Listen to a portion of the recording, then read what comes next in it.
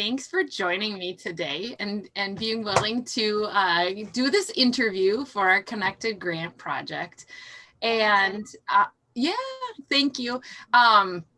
So I really thought, so you and I have known each other really in the school counseling world as former like school district close neighbors, colleagues.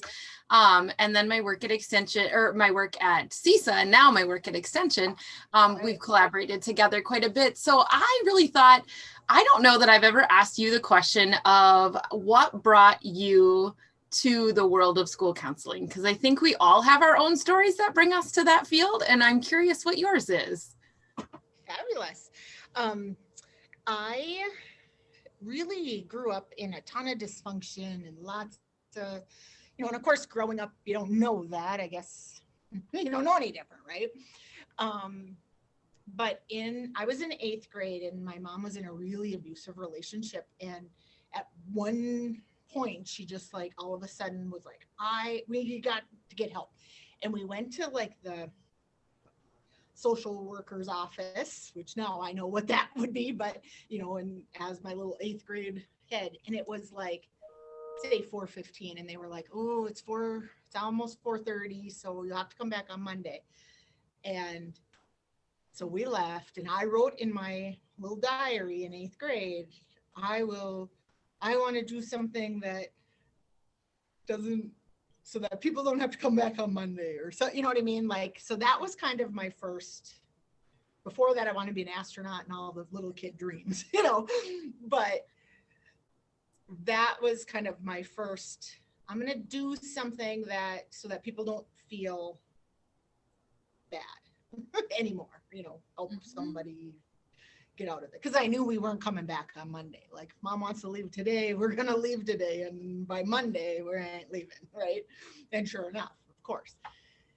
In 10th grade, I wrote in my autobiography that I wanted to be a counselor. I spelled it wrong. And so really then have always stuck with that, like bounced back, didn't know if I wanted to do like community agency counseling or more school counseling. And really wasn't until starting my 2nd year of grad school, like where that decision had to be made, because it was 2 different tracks. Yeah. And I knew school all along. I just took me a while to get there, but I knew I needed the variety. I knew I needed the good and the bad, not just everyone's stuff all day long. Sure. Just I felt that so deeply. So did that, went to college and said, I want to be a counselor. And they were like, that's nice. That's a grad school program. What do you want to do now? Yeah. And so then had to pick something, didn't know really what to pick. Took a couple social work classes, because of course that was still in my head, and knew if I couldn't go to grad school, I couldn't be a social worker. I didn't have it in me. So I knew that I didn't want to do social work. So then did the psychology degree and went on to grad school. Got it. So, and where did you go to school? I don't even know if I've asked you that ever. I started I did a semester at LCO in Hayward. And then I transferred to Superior, and then I did grad school at the U of M in the cities. Got it. Dawn, are you from this area? I always felt like that for some reason, are not from this area, and you guys had moved to this location, or to the Northwoods. Well, because of course I, in 10th grade, moved out here. I lived in Superior with my mom, and then things never got better. And so then in 10th grade, I was able to leave there and come and live with my aunt and uncle in Minot, or Gordon. They live in Gordon. And so I went to Northwood in 10th grade and graduated from Northwood. And then, of course, was leaving and never coming back, right? Then on my 20th class reunion, I got to tell everyone, I'm back. I'm going to be this winter high school counselor. So Darren and I had lived in the cities for 15 years. And, that's where I started my counseling career.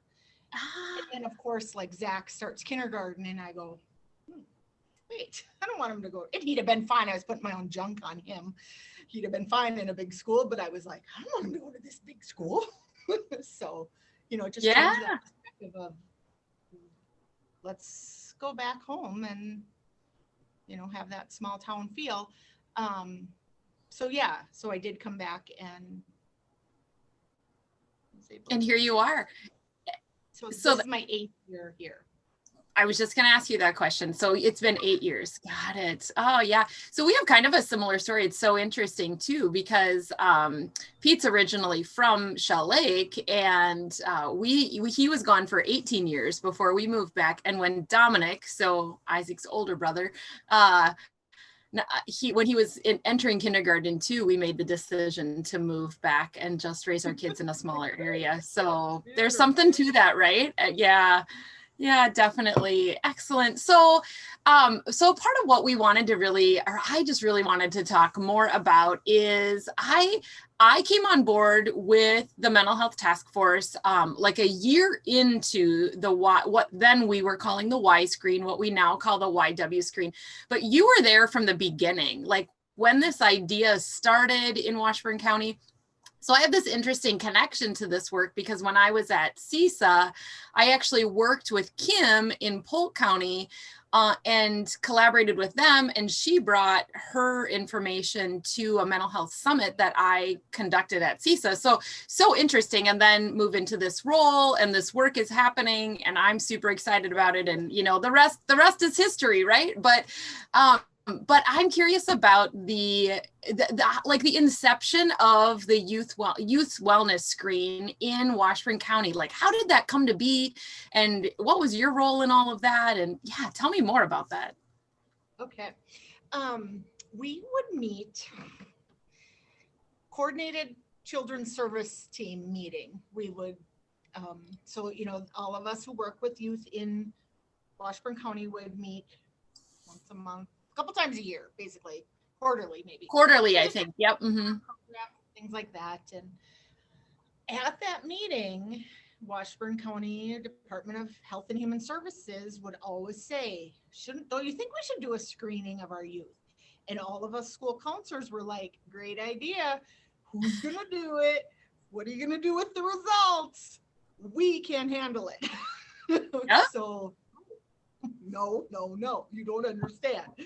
And so it was always this conversation ongoing about, if we have this information and we think that these kids are depressed, we can't just say, oh, well, we screened them. We got to do something with it. And so so it just was ongoing dialogue. And in Jim, who runs the Department of Health and Human Services, he knew Kim, who did it at Polk County. And so then we brought Kim in and asked questions. And then we're like, oh, right. It isn't going to be the school counselor's job to do all this. We're going to team approach this. And and so we had the resources to really be able to plan it and do it right and collaborate with each other, and not one agency, and then of course, we always had great partnerships with our counseling agencies in town. We've always had awesome working relationships with them. And they were like, yes, we will help you, and we don't need to be paid for this. And, so it just all came together so beautifully through communication, because had any one person ever not listened, it would have been dead. But we all had to learn more and ask more questions and teach each other, well, this is how this really works in my world, and this is what I would need to do this. And everyone listened and collaborated, and it went beautifully. And if I remember right, and let me know, like when Jim brought Kim Henningsgaard to the table to say, like, tell us more about the work that you're doing in Polk County. And it was really like a 6-month turnaround, right? And you guys were screening like that fall. If I remember, like she came like in the spring or summer, and by fall you had implemented your first round of the Y screen at that time. Yep. And that was just that team work of here's your job and you'll do it. And, and we just stayed in our strength areas. This is what I'm good at, and this is what I'm going to do. And you guys fill out the details. So, yep, it worked really well. And the mental health task force grew then out of the CCST, right? So that they said, okay, now we've made this commitment to try to do something. So we need to create a task force so that work is kind of separate, because the CCST still meets, but we don't talk about, we do all the nuts and bolts work in the task force, basically. Yes. So yep, absolutely right. And that's what we said. Like, if we're going to do this, then we need a task force. And then that's how that, and then everyone came to the table. Yeah, we want to be a part of that. Yeah, we want to be a part, and so all these agencies came together to say, let's make this better in our community. Yeah. I always think like there's this, we know, right? We know the challenges and the struggles of living in the Northwoods, and the challenges that our families, some of, the families of the kiddos that we work with have, and how hard it is to make those changes. And yet things like this just always remind me of why you and I, and why we brought our families back to a place like this, because things like this can happen in an incredibly short amount of time and have such just an unbelievable impact that you just can't imagine. Something like this I think would take years to launch in a larger area. And you've worked in a larger school district and have seen that. I haven't necessarily, but I don't know if you'd agree to that or not, that it look so much different in a yes yep. And working in both, working in the same job, same role in those two different communities.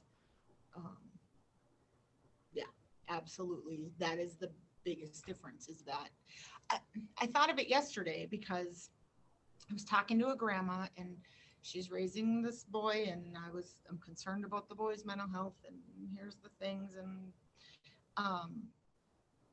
I gave her the referral list of all of the agencies, and I've been doing this for 20 years. And when I worked at Egan High School, that agency page was 3, 4, 5 pages long of all the different agencies of counseling they could go to. But what's the question? Where should we go? Who's best for my person that I love? And I'm able, because I know them. I know them all. I know all of them. They work here and here, and they're going to connect on this level. And then if you go to this person, they're going to connect on and she's like, thank you. And I had to call for counseling for people, and it's scary. So at least if you can say, oh, I think they're going to relate a little bit. Yeah. So it's just an amazing gift to be able to have those connections. Yeah. And I think even too about, the task force and all of the, how well everyone knows everyone is exactly right. So we have this information that is just so valuable when we're referring, or when we're just building relationships to get something done and get a project done. So so that kind of brings us just a little bit to this connected grant. So I hesitated on if we would focus on the YW screen or the Healthy Minds. And then I thought, you know what, I want to talk just a little bit about the connected grant, because it's really, it's impacted. And I really want your honest and genuine opinion on what that has been like. It happened in a very much of a whirlwind, and for all of us that were writing the grant and interviewing and all of that, and you were a part of that process too, so you knew what the time, the quick turnaround and the kind of the whirlwind we were on, and not really, just not sure what it was going to be. But tell me your honest opinion of what the connected grant process has been like, and its impact on the task force, on the programming. Be genuine and honest. When it first, we first started talking about it, and I hear grant and I kind of glaze over. Okay, whatever. I'm not a writer. I'm not going to write it. I'm not right. So I already kind of know okay, I'll support whoever I can, but I'm never going to be the, because it's just not my gift. And so, but it was fun seeing the full process because I've been a part of other teams that we've done grants, and just the follow through hasn't happened. And then of course we didn't get it because it wasn't done well. And so this was such a great experience of seeing all of the steps and all of the impacts, and then winning it was just incredibly amazing. Like, wow. And we have all these big dreams. Now we actually get to do them. Uh-oh. And so there was that fear of, ugh, now we got to actually do the work. What? So I went through that phase, I think. And then certainly, it's funny to think back, the youth, getting the youth involved, and, we were being so selective about, we didn't want someone who was involved in everything. But those are the kids that pop in our head first. And so kind of looking at, and we really have talked to a ton of kids about doing it. And then the couple that did commit, and then that didn't work out. And so really getting to know, that commitment process, and how often we ask kids to do things and it's more than they can handle, or, so I think that was a really great process. Certainly. Yeah, it's interesting. I don't want to interrupt your. Yeah. Oh, no, I was just going to say, I don't want to interrupt your thoughts, but it's interesting to just pause and reflect for a second on that. Like, there's a lot we can learn just from, and we have learned just from the process of recruiting youth to be those committed young influencers who are asking more of than just participation. And yeah, you're right. What we saw in that, definitely a lot to learn there. And we have, you're right, learned those lessons. Right. And and then being not in, so I'm in here with the students all day.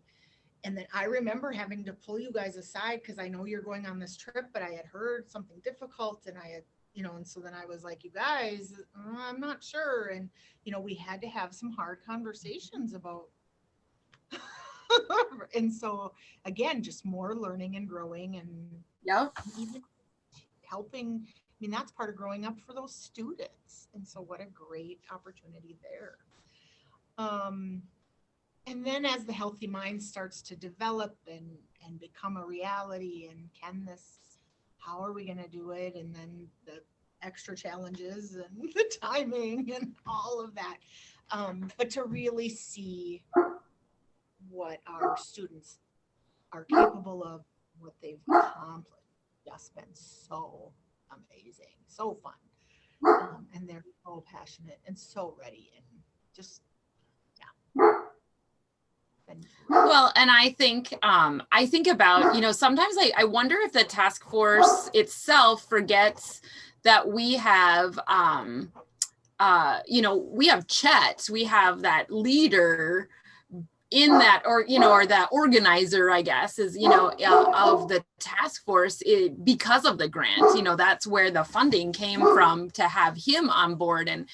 And just, the significance of being able to move work forward when you have someone that just is able to pull all of us together, wrangle all the people, but wrangle all the steps in the process, and then, manage the youth side on that external piece too. I think, I just always think that's, right. I forget about that. I forget about that sometimes, that we have Chet because of the grant. Yeah. Yeah. Right. And to think, like, because even when we first, and then, they're writing this group, and then I think we got to do a group at school. Now that's one more thing I got to do. But it isn't, because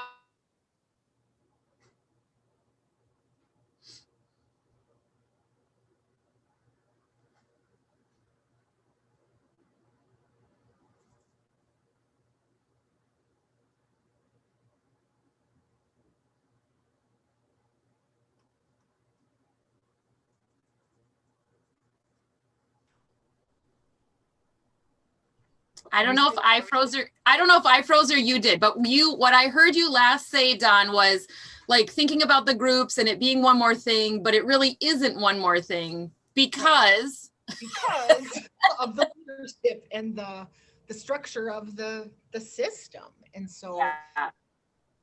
I can help and whatever, but I am not facilitating these healthy minds groups. They're doing it, and I'm just I'll collect the paperwork, I'll turn it in, I'll do what I have to do on the back end. But yeah, so that part has been such a blessing. What do you think has been the most significant change that you've experienced as a part of this? And so our question is this program or project, and I'm thinking about like the impact of Connected. Like, what do you think the most significant, from the changes in the task force, maybe the YW screen, or even Healthy Minds? I mean, whatever what do you think is the most significant change that you've experienced? My favorite end result is, so figure by the end of October, early November, I have physically visited with almost every ninth grader. So now I know their names. I certainly know way more about them than I ever, like I've got a building of 363 students. And I generally get to know the juniors and seniors really well, junior and senior year. But this 9th and 10th grade groups, I didn't get to know them unless they were really struggling. You know what I mean? There was certainly. Now I know them and they know me. They know my office. They know where to come. I mean, it is such a great impact just in my work with students. The YW screen benefits are huge. Even for the students who score really not concerning on the screen, they still meet with a therapist, and it gets rid of that old man and I have to lay on the couch and talk about when I was sick theory about going to counseling.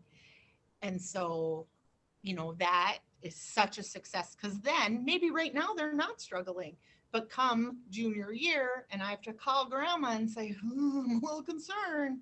You know what? I met Jackie in 9th grade. I'll go see her. I liked her.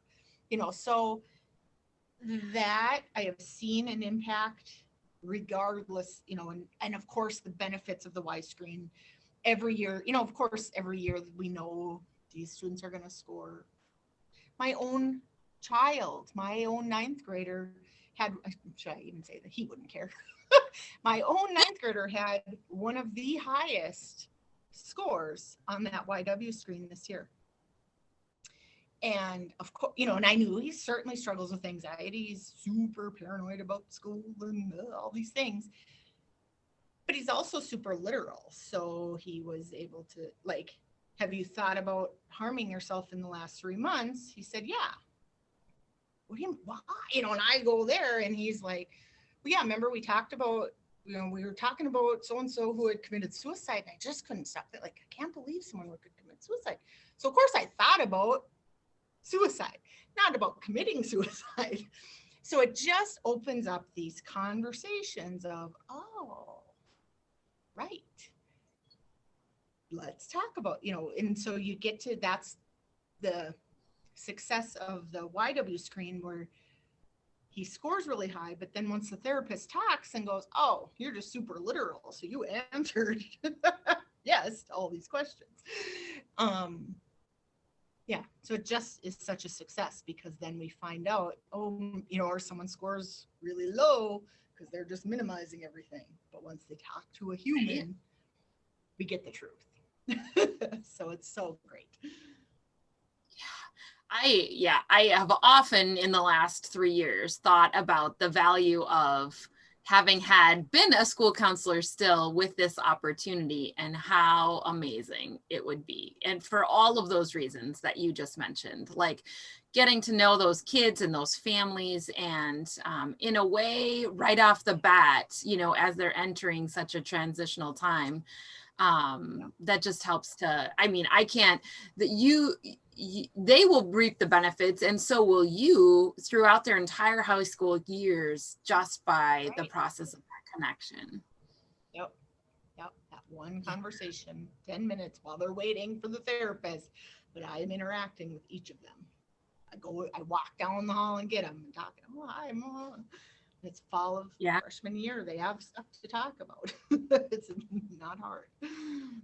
Right. And they're still pretty willing to talk, you know, at that age too. I mean, but again, but if it's new and different and uncertain, it can be a little unnerving for them too. So, the next question that I just have to ask is, will this change, or how will this change affect you in the future?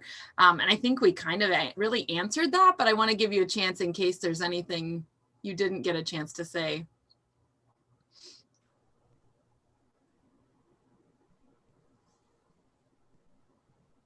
Nope, you're back. Am I back? Oh, yeah.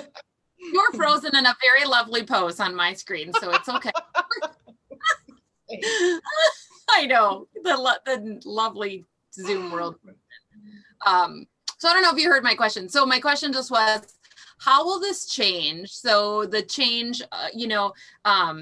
that you just talked about with the YW screen and how it's like changed your work. How do you think that change will affect you in the future? For sure, even with, so pretend we have to stop doing this work. I guess it would, just in and of itself, I would know now that because I feel like it must have been the year prior, I waited longer and it was driving me crazy because I didn't know these ninth graders by the end of the first term or something, like I'd waited to do the screen. And so I hadn't gotten to know them. So I now know for sure that even if I can't continue this work, I'll need to get in front of these and start building that relationship and focus on that group early. And then continue to, the other biggest benefit is, like I said, we've always had a great working relationship with those therapists, but I would continue to nourish that and feed that, and so to keep getting to know them on a personal level, and so that I can make those great recommendations no matter what. Yeah, absolutely. So tell me a bit more about Healthy Minds and how, what's that process been like? I'm just really curious because I haven't been in the loop a whole lot on that. So I'm curious about where it's at, for one, and what the process has been like for getting to even where you are right now. Good. Well, the students have, they created great posters, and they have little rip-off things like, email this, and it's just like Washburn County Healthy Minds at Yahoo, or, just some general email. So we kind of got the teasers out there, and then we did some announcements. They made a beautiful commercial, so impactful, this commercial of, and so of course we have these, like our Spooner student, we have 2 Spooner students, but they asked all their little classmates, and so they all came in on a Wednesday when they don't have to be here, and they filmed this commercial, and they created this classroom setting, and where someone's sad and someone's, it's beautifully done. And so then we got the commercial out. They watched that during Rails time. And then I emailed every student, 9th through 12th grade, a little blurb about it, and just said, we're going to have an information meeting about this. And here's what it is. It's not me preaching to you about mental health stuff. It is a youth-led